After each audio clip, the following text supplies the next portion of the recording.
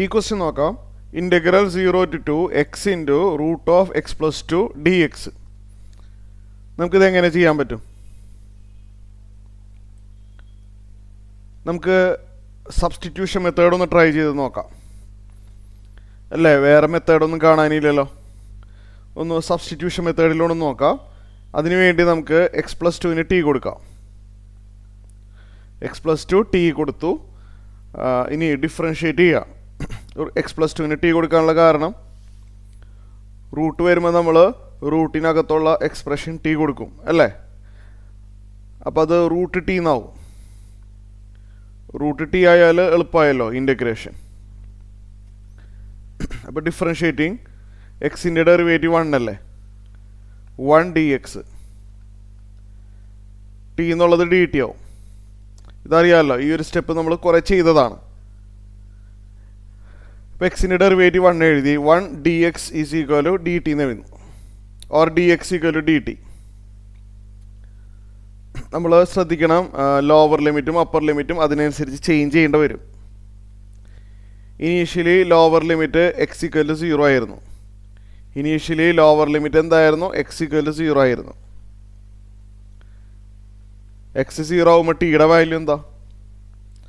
X 0 ആകുമ്പോൾ ടിയുടെ value 0 + 2 ആണ്, അതായത് 2 ആണ്. അപ്പോൾ എക്സ് 0 ആകുമ്പോൾ ടിയുടെ വാല്യൂ 2 ആണ്.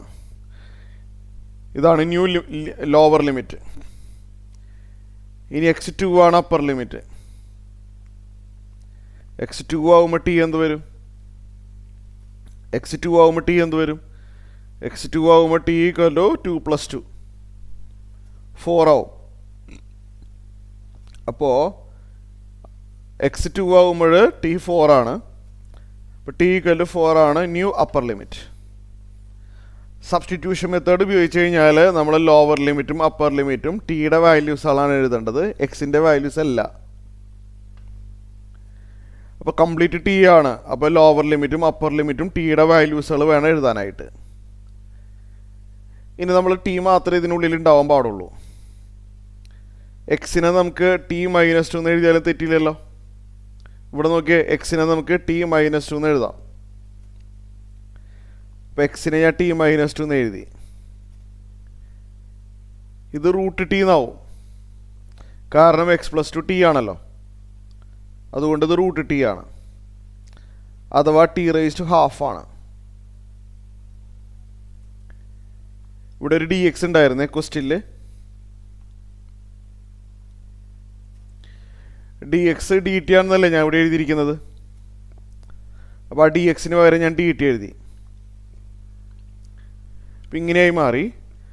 നമുക്കിത് ഇൻ്റഗ്രേറ്റ് ചെയ്യാൻ പറ്റും. ഈ ടി റേസ് ഹാഫ് ഉള്ളിലോട്ട് മൾട്ടിപ്ലൈ ചെയ്യണം. ഉള്ളിലോട്ട് എടുക്കുമ്പോൾ T into T raise half വരും. T into T raise half minus 2 into T raise half D T. അതിലിവിടെ ശ്രദ്ധിക്കണം, T into T raise half എന്ന് പറഞ്ഞാൽ ടി റേസ് 3/2 ആണ്. കാരണം ടി എന്ന് പറയുമ്പോൾ ടി റേസ് 1 എന്ന് എഴുതാമല്ലോ. അപ്പോൾ t raise 1 into T raise half എന്ന് പറയുമ്പോൾ ടിയുടെ പവർ ആഡ് ചെയ്താണ് എഴുതുക. ടി റേസ് ടു 1 + ഹാഫ് 3/2 വരും. ടി റേസ് 3/2 അല്ലേ? സോ ഇത് integral 2 to 4 T raise 3/2 minus 2 into T raise to half D T. കുറച്ച് സിംപ്ലിഫിക്കേഷൻ ഉണ്ട് ഈ ക്വസ്റ്റ്യൻ. അടുത്ത സ്റ്റെപ്പിൽ ഇൻ്റഗ്രേറ്റ് ചെയ്യാൻ പോവാണ്. ടി റേസ് 3/2ൻ്റെ integral T raise to 3/2 + 1 by 3/2 + 1. ഞാൻ സ്റ്റെപ്പ് കുറയ്ക്കുകയാണ്. 3/2 + 1 ചെയ്താൽ 5/2 വരും. അപ്പോൾ ടി റേസ് 3/2ന് ഇൻ്റഗ്രൽ എഴുതി. 2 into T raise half. T raise 1/2 എന്ന് പറഞ്ഞാൽ t raise to 1/2 + 1 by 1/2 + 1 2 to 4. കുറച്ച് സിംപ്ലിഫിക്കേഷൻ ഉണ്ട്. നമുക്ക് ആൻസർ റെഡി ആയിക്കൊണ്ടിരിക്കുകയാണ്, പക്ഷേ കുറച്ച് സിംപ്ലിഫൈ ചെയ്യാനുണ്ടത്. ഒന്നുകൂടി എഴുതാം. ഇവിടെ 1/5/2 എന്നുള്ളത് റെസിപ്രോക്കൽ എടുക്കുമ്പോൾ 2/5 ആവും. t⁵5/2 മൈനസ് ഇവിടെ 1/3/2 എന്നുള്ളത് റെസിപ്രോക്കൽ എടുക്കുമ്പോൾ 2/3 ആവും. 2 × 2/3 4/3. t⁵3/2 2 to 4 ഇങ്ങനെ കിട്ടും. നമുക്ക് വേണമെങ്കിൽ ഇത് റെഡ്യൂസ് ചെയ്തെടുക്കാം കേട്ടോ. എങ്ങനെയാണെന്ന് ഞാൻ പറഞ്ഞുതരാം. സിംപ്ലിഫൈ ചെയ്തില്ലെങ്കിൽ ചിലപ്പോൾ കുറച്ച് മാർക്ക് കുറയാൻ സാധ്യതയുണ്ട്, അതുകൊണ്ട് പറയുന്നതാണ്. ഇവിടെ എഴുതാം. ഈ t⁵5/2 എന്ന് പറഞ്ഞൊരു ടേം കാണുന്നില്ലേ? ഞാനതൊന്ന് സിംപ്ലിഫൈ ചെയ്ത് എഴുതിക്കോട്ടെ. കാണുന്നുണ്ടോ t⁵5/2? അതെ, സ്പ്ലിറ്റ് ചെയ്യുകയാണെങ്കിൽ 5/2 എന്നുള്ളത് ശരിക്കും 2 + 1/2 അല്ലേ? 2 + 1/2 ചെയ്താൽ 5/2 തന്നെയല്ലേ? ചെറിയൊരു സിംപ്ലിഫിക്കേഷന് വേണ്ടിയാണ് ഇത് എഴുതുന്നത്. അപ്പോൾ ഇത് t² × t⁵½ ആവില്ലേ? t² × t⁵½ t⁵½ √t എന്ന് എഴുതാമല്ലോ.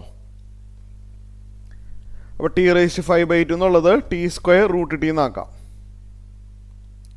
നമുക്ക് സിംപ്ലിഫിക്കേഷൻ കിട്ടാൻ വേണ്ടിയാണ് ഞാനതങ്ങനെ ചെയ്യുന്നത്.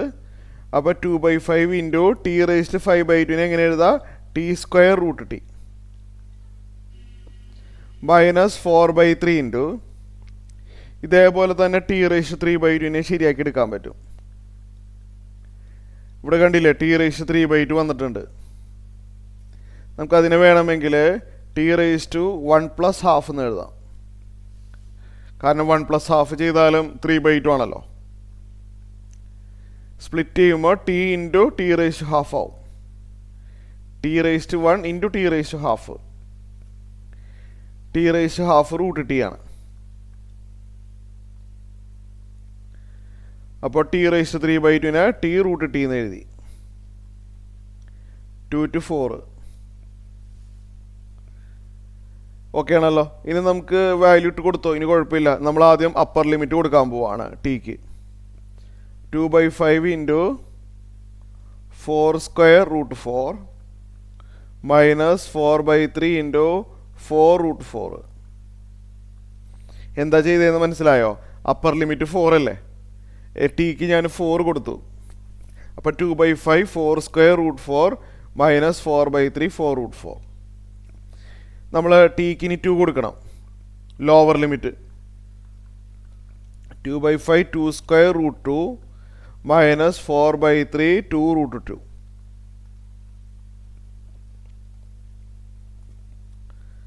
ഇത് കുഴപ്പമില്ലല്ലോ. √4 2 ആണ്. 16 × 4 64 കറക്റ്റ് അല്ലേ? അല്ല 16 × 2 ആണത് അല്ലേ? 16 × 2 × 2 എത്ര വരും? 16 × 4 64/5 വരും. ചെയ്ത് നോക്കാം.